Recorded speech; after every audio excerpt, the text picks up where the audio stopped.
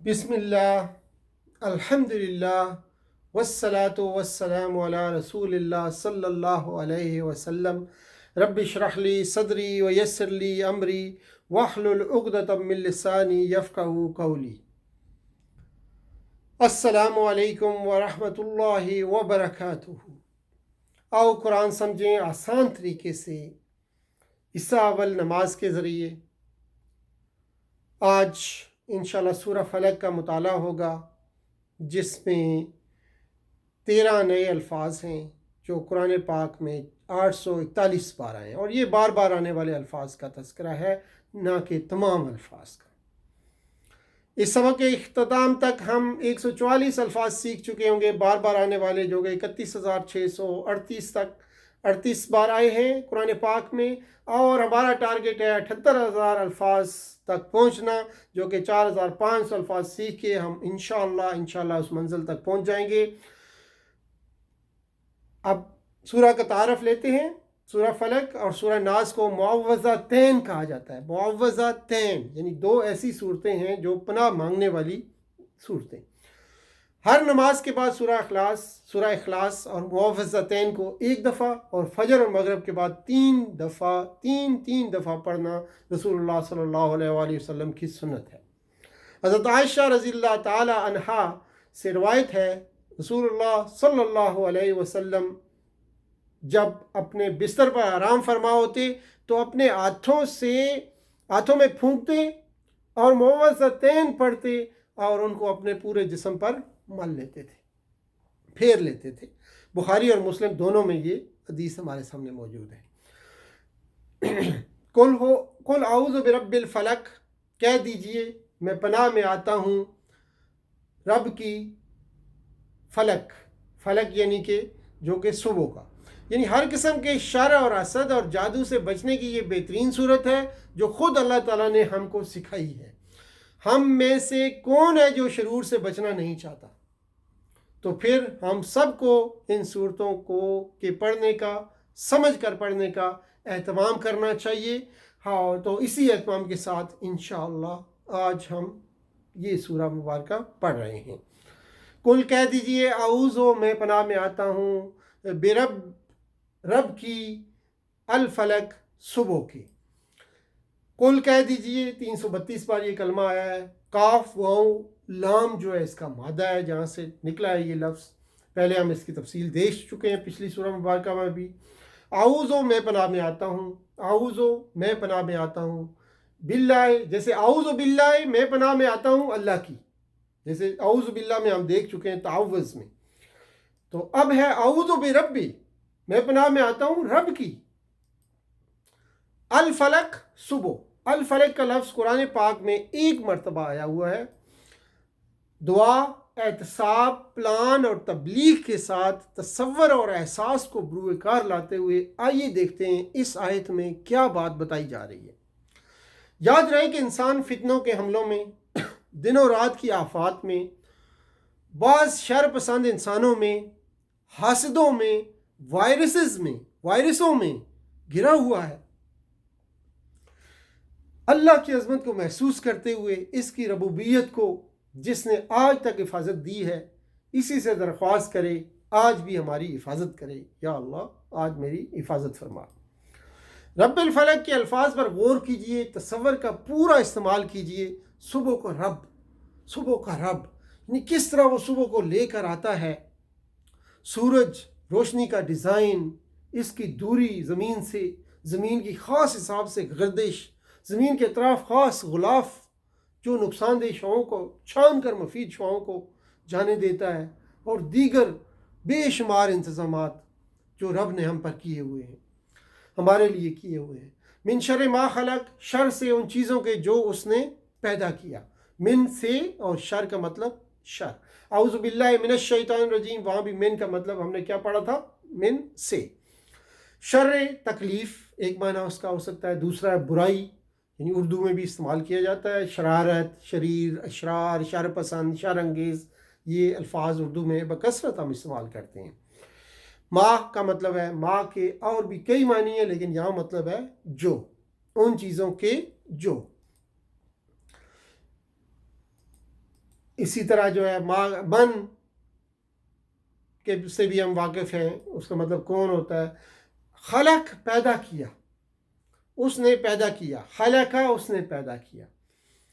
خالق، مخلوق، خلق خدا، یہ سارے الفاظ جو ہے ہمارے دیکھے بالے ہیں، سنے ہوئے ہیں اردو میں بھی.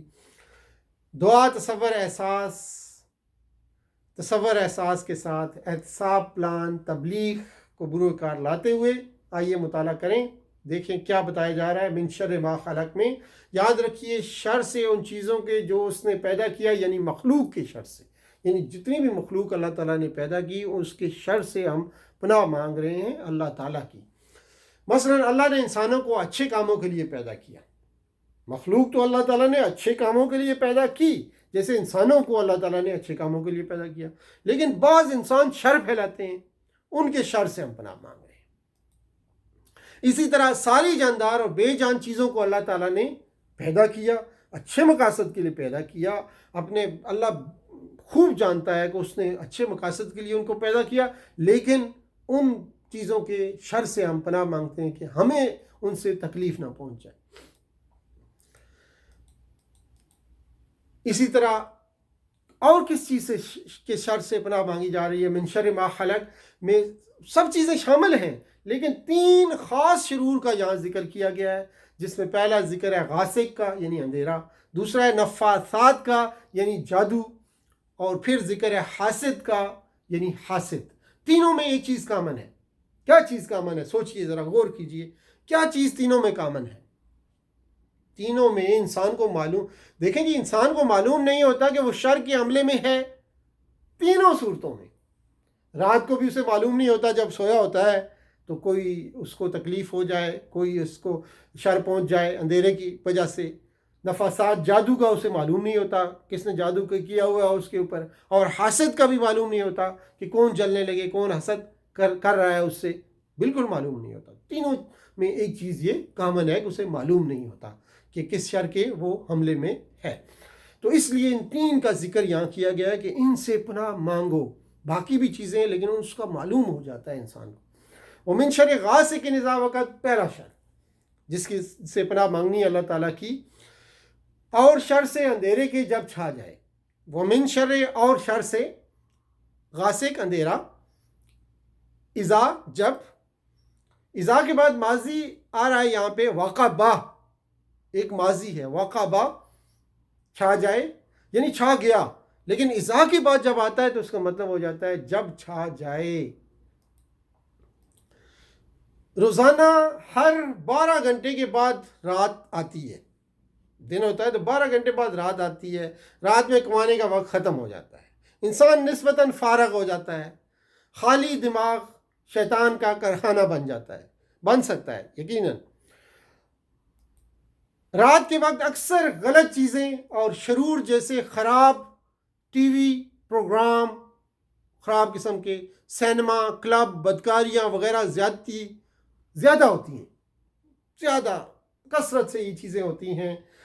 شام میں دشمن کے حملے رات میں آسان ہوتے ہیں، دشمن بھی حملہ کر سکتا ہے، اس لیے اندھیرے سے پناہ مانگی گئی. اور پھر من شر النفاثات فی العقد، اور شر سے پھونکے مارنے والیوں کے گروہ میں.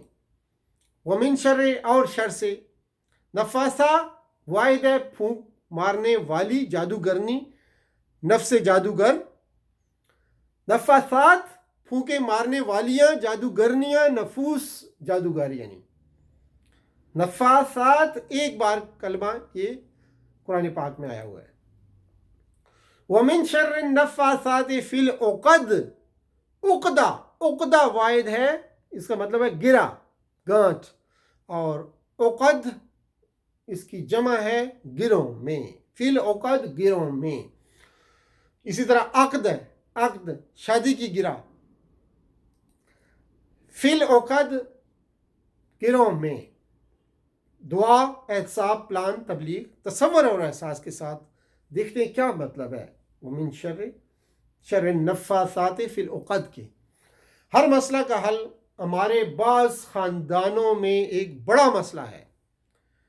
یہاں مت کھاؤ، وہاں مت پیو، کچھ بھی ہو جائے گا، یہ صورت اس کا بہترین علاج ہے. کسی کے گھر جا کے کھاتے ہیں، کسی دشمن کے گھر چلے جاتے ہیں، کسی دوست کے گھر بھی جاتے ہیں، وہاں بھی کھانے میں کچھ ملا دیا، تو کوئی بھی صورت ہو سکتی ہے.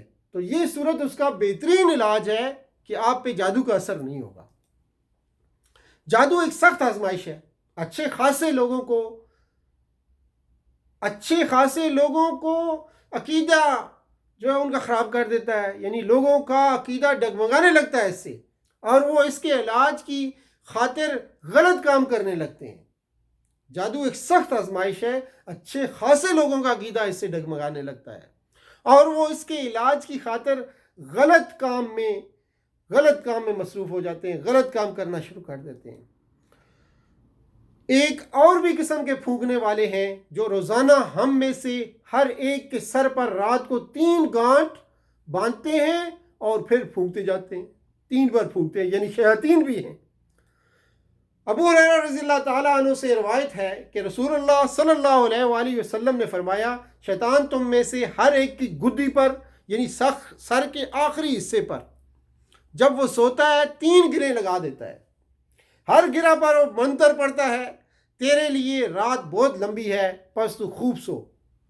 اگر وہ بیدار ہو کر اللہ کا ذکر کرتا ہے تو ایک گرہ کھل جاتی ہے، پھر اگر وہ وضو بھی کر لے تو ایک اور گرہ کھل جاتی ہے، پھر اگر اس نے نماز بھی پڑھی تو تمام گرہیں کھل جاتی ہیں. اور وہ صبح اس حال میں کرتا ہے کہ وہ حشاش بشاش پاکیزہ نفس ہوتا ہے، ورنہ اس کی صبح اس حال میں ہوتی ہے کہ وہ خبیث نفس ہوتا ہے اور سست ہوتا ہے. بخاری اور مسلم کی یہ حدیث ہے، اور قرآن کے بعد بخاری اور مسلم کا سب سے بڑا درجہ ہے اس کی صداقت میں. تو اس سے کیا مطلب ہوا کہ ہمیں اللہ کا ذکر کرنا چاہیے. رات کے آخری پہر میں اٹھ کر وضو کر کے 2 رکعت نماز، کم از کم 2 رکعت نماز پڑھیے. 2 نہیں، 2 سے زیادہ پڑھیں، 8 پڑھ سکتے ہیں، 4 6 8. اس کے بعد 3 وتر پڑھیے اگر آپ نے پہلے نہیں پڑھے. اس میں لمبی دعائیں کیجئے، یا یہ ہے کہ اس کے بعد صبح تک جاگتے رہیے اور پھر صبح کی سنتیں پڑھ کے، نوافل پڑھ کے، صبح کے فرائض پڑھ کے، اس کے بعد آپ کچھ دیر اذکار کیجئے اور پھر اشراق پڑھیے، جس کا ثواب حج اور عمرہ، مقبول حج اور عمرے کے برابر ہے. آج کل حج اور عمرہ، ان دنوں میں عمرہ نہیں کر سکتے، تو یہ عمل کرنے سے، یعنی صبح کی نماز پڑھنے کے بعد اگر 40-45 منٹ کا جو سورج نکلنے تک کا وقت ہوتا ہے، 10 منٹ اس کے بعد، یعنی نکلنے کے سورج کے 10-15 منٹ بعد آپ 2 رکعت پڑھ لیں تو یہ مقبول حج اور عمرے کا ثواب آپ کو ہوگا. پورا حج، پورا عمرہ. اور عمرہ اگر آپ چل کے جا کے کریں گے تو اس میں یہ بھی شامل ہے چیز کہ ہو سکتا ہے وہ قبول ہو یا نہ ہو، لیکن یہ قبول حج، قبول عمرے کا ثواب ہے. کیوں ہم نہیں کرتے؟ ہمیں یہ چیز کرنی چاہیے. تو بخاری مسلم کی روایت کے مطابق یہ آپ سے میں نے شیئر کی ہے. تو آگے دیکھتے ہیں، وَمِن شَرِّ حَاسِدٍ إِذَا حَسَدَ، اور شر سے حسد کرنے والے کے جب وہ حسد کرنے لگے. آئیے دیکھتے ہیں اس میں کیا. وَمِن شَرِّ، وہی کلمہ دوبارہ ریپیٹ ہو رہا ہے، اور شر سے. حسد کیا ہے؟ حسد کوئی شخص یہ چاہے کہ یہ فضل جو دوسرے کو ملا ہے اس سے چھن جائے اور مجھے مل جائے، یا کم از کم اس سے چھن جائے. یہ حسد ہے. حسد کی ڈیفینیشن دوبارہ دیکھیے کہ حسد ایسا عمل ہے کہ کوئی شخص یہ چاہے کہ یہ جو فضل دوسرے کو ملا ہوا ہے اس سے چھن جائے اور مجھے مل جائے، یا کم از کم اس سے چھن جائے، مجھے ملے نہ ملے اس سے تو چھن جائے. یہ حسد ہے. اس کے ساتھ ساتھ ایک اور عمل ہے رشک. رشک یہ ہے کہ کوئی شخص یہ چاہے کہ جو فضل دوسرے کو ملا ہوا ہے وہ مجھے بھی مل جائے. حسد حرام ہے اور رشک کرنا جائز ہے. حسد حرام ہے لیکن رشک کرنا جائز ہے کہ ٹھیک ہے جی اس کے پاس بھی رہے لیکن مجھے بھی مل جائے. اذا، جب حسد کیا، اذا کے بعد، جب پہلے بھی بات ہوئی، اذا کے بعد جب ماضی آتا ہے یعنی حسدہ، تو جب حسد کرے اس کا معنی ہو جائے گا. اذا کے بعد ماضی آئے تو مضارع کا یعنی فیوچر کا معنی دے گا. دعا، احساب، پلان، تبلیغ کے ساتھ تصور اور احساس کو بروئے کار لاتے ہوئے اس آیت مبارکہ کو دیکھتے ہیں۔ موچی سے حسد کرتا ہے، نائی سے حسد کرتا ہے، ہر پروفیشن دوسرے پروفیشن سے حسد کرتا ہے، یعنی عام طور پر ساتھیوں ہی میں حسد ہوتا ہے زیادہ تر۔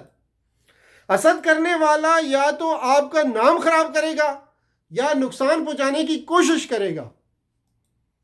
دعا کیجئے اللہ ہمیں حسد کرنے سے بچائے اور حاسد کے شر سے بھی بچائے۔ حسد کرنے والا دراصل یہ کہتا ہے کہ اے اللہ تو نے اس کو کیوں دیا؟ اصل میں یہ بات ہوتی ہے، اے اللہ تو نے اس کو کیوں دیا؟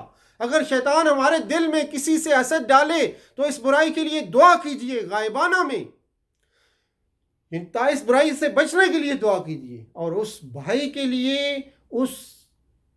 بھائی کے لیے دعا کریں، غائبانہ دعا کریں، تو آپ کو بھی ملے گا انشاءاللہ۔